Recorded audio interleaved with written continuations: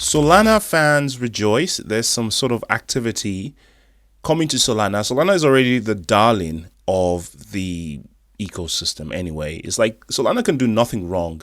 Solana can crash, get hacked, stop running, whatever.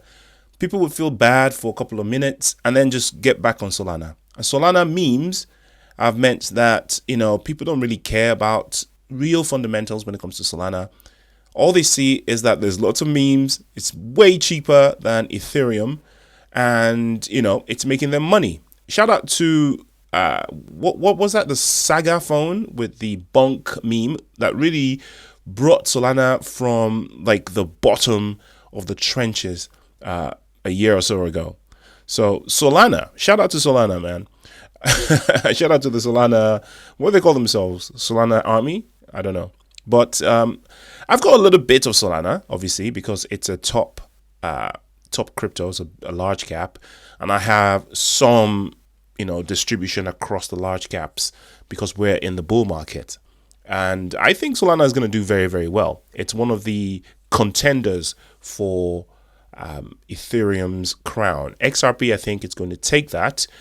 Solana is going to come maybe right behind it, taking that fourth place or that third place away from Ethereum. I think by the time these two are finished, XRP is going to be, making a run against Bitcoin. Solana is going to take the third spot away from Ethereum. Unless something drastic happens with Ethereum and a massive bit of announcement and Ethereum surges based on that, again, there are rumors that Vitalik they're buying up as much Ethereum as it can. Obviously, Trump's fund is also piling on Ethereum. Some whales accumulated some Ethereum in the last 48 hours to 72 hours. So there might be something happening there, whatever. But as it is now, Solana, I believe, is a US-based company. So they're benefiting from the America First surge. So that's good for them in a way. Solana futures ETFs, okay? Move over Ethereum and Bitcoin. Solana exchange traded funds are now coming to market. Of course, they're not just ETFs, they're futures ETFs. So, that's the first time on Solana, but it's not the first time for Bitcoin or any others. In fact, those were around ages before the spot ETFs, okay? But it's a good start. Volatility Shares is launching 2 ETFs that track Solana futures. These are the first of their kind for Solana, the 6th largest crypto network in the world. The token surges 8% to $134 with a market value of $68 billion. The Florida-based fund also offers 2x leverage Bitcoin futures ETFs and 2x leverage Ethereum ETFs. So as you can see, they already have the Bitcoin and the Ethereum versions of this. So it's not like something that is exclusive to Solana. But the fact that Solana also is being offered on the exchange is a good thing. It's going to bring some liquidity to the market, right? Until now, if you wanted Solana exposure, you had to jump through a bunch of hoops, technical complexity, custody issues, you name it. Volatility Share CEO Justin Young told DL News. But of course, this isn't exposure to proper Solana. This is just futures. And not only is it futures, it is an ETF that's tracking the future. So, it's nothing like having actual Solana, right? Some of today's gains also come from the relief rally investors enjoyed as a Wednesday Fed meeting ended with a sobering forecast. The US will see slower growth and rising inflation in 2025. According to Young, investors are asking for digital assets, but with more familiar structures. Okay, that makes sense. Many investors desire familiarity. That's a big reason Bitcoin ETFs has had such a resounding success since its launch in 2024. With 2 clicks of a button, investors can get exposed to the asset in an app they already are familiar with. To be honest with you, I don't think that acquiring real Bitcoin today in 2025 is any more complicated than an ETF. In fact, I think the ETF is more complicated now than just Bitcoin. Maybe back in the day, maybe 10 years ago, 12 years ago, it was difficult. You had to figure out how to use a wallet, seed phrase. All of those things were new back then, all right? you still have to think about the seed phrase and all that sort of stuff. But there's so many more tools now, right? There's so many more things to help you from losing your stuff, sending crypto to the wrong address. There's so much stuff now to help you. Back 10, 15 years ago, yes, there was a problem. It was difficult. It was sort of limited to the geeks. It was hard wrapping your head around it. It was difficult onboarding and offboarding or on-ramping fiat into a system where you could buy Bitcoin. I had to skip from British pounds to euros, euros to dollars, dollars to Litecoin, Litecoin from one platform to the other platform where I wanted to buy it, paying fees at every junction, and then finally buying the Bitcoin and then sending that to an address in my, cold wallet. That used to take 6 or 7 steps back in the day. Right now, I can plug my cold wallet via USB into my computer and just purchase stuff, using my credit card or whatever, debit card. It's so straightforward. It's so easy. Now, in 2025, I believe that acquiring Bitcoin is kind of a no-brainer. It's very simple. So many options to have actual Bitcoin. So what Young is saying here, I don't think really applies anymore. But, to old fogies, I think what they are skeptical of is the responsibility and the finality of losing your funds, right? So if you were to lose your seed phrase or you send to an incorrect address, then you have lost the money. There's like no comeback from that. And that's, I think, what people are scared of, right? And if they can delegate that responsibility to an existing unknown entity, such as a bank, a fund, a financial institution that does custody for them, then they're happy, right? Which is why I think that as these custody companies, Jacob and whatever, all those companies gain more popularity, we're going to see more people actually just buying Bitcoin directly and having somebody else deal with their custody, which is why centralized exchanges are so popular, I think, in my opinion. But nothing beats having your own wallet and storing your own stuff, right?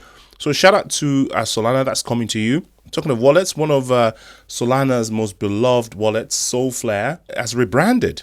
They've rebranded. They have a new logo. And this is kind of like it hit people the right way, the wrong way. There's a mixed reaction.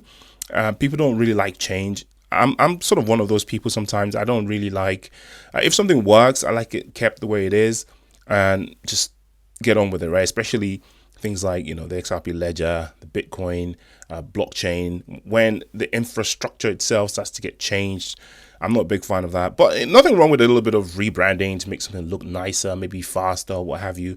If there's no actual functional change, though, what's the point, right? If it, just a cosmetic change, I think that's what it was. Like if you go on X, there's a lot of posts about this. It's actually trending right now. It's rebranded and with a new logo and design, like I said. While some users praise it, they like the fresh look and the UI improvement. Others criticize the font, the colors, the logo design, with debates over its effectiveness and enhancing user experience. Again, that's all going to disappear in a couple of weeks when people just get used to it and they just settle back into habit. More importantly, though, for wallets, be very, very careful. Attention, I should probably have led with this in the first place, is that there is a new bit of malware. It's a Trojan horse. And this was identified, I think, by Microsoft. And look at this article here. Everything to know about the new stealth-equipped Trojan that targets crypto wallets. So, hey, the bull market is here and people want your crypto. And if they can't get you to send the crypto to the wrong address by leaving bot comments in my video comment section, they're going to try and send Trojan horses to your computer and your devices. So be extremely careful. Don't connect your wallet to random places that you don't know. So the key points is that StilachiRAT, I think that's what it's called, StilachiRAT, right? StilachiRAT. StilachiRAT can exfiltrate sensitive user data, including crypto wallet information. The Trojan has also exhibited reinstatement capabilities and employs anti-forensic tactics. The malware can clear logs, reboot and suspend systems, and can decrypt saved Google Chrome credentials. So some of you guys that have Google Chrome extensions, I'm one of those, by the way. I do have some Google Chrome extension wallets, but these wallets have absolute zero in them. Like, I use them for experimental purposes, to connect, because I make YouTube videos and I review cryptos and stuff. So I have these wallets that have no money at all, but I use them to connect to, airdrops and all these other things.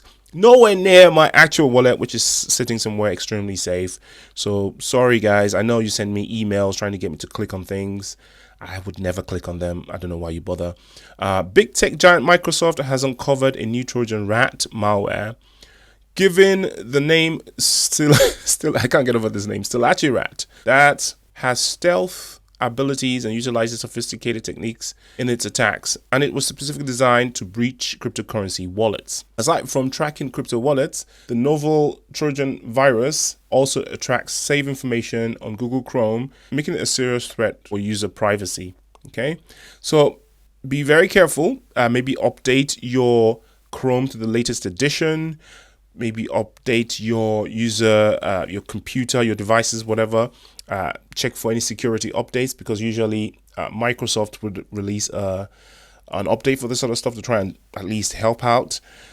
The best thing is just be careful, right? With all these Trojan horses, they still require you to take an action.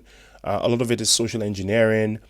No Trojan horse in the world can jump into your head and extract your seed phrases. If you have it written down physically offline, no Trojan horse in the world can breach the digital, the digital world to steal your stuff. There's still that analog barrier between us and digital, and that is our best defense at the moment against these things. And as these things get more powerful, AI, robots and stuff, when we get robots in our house, robotics, cameras get switched on, who knows? Maybe they'll be able to actually get your computer or your phone camera to switch on, and they can read your things that you've written down on your desk or what have you. But when that time comes, we'll deal with that. But as it is now, just be vigilant, okay? Not financial advice, not technical advice, I guess. Do your own research. I'll see you in the next video. Peace.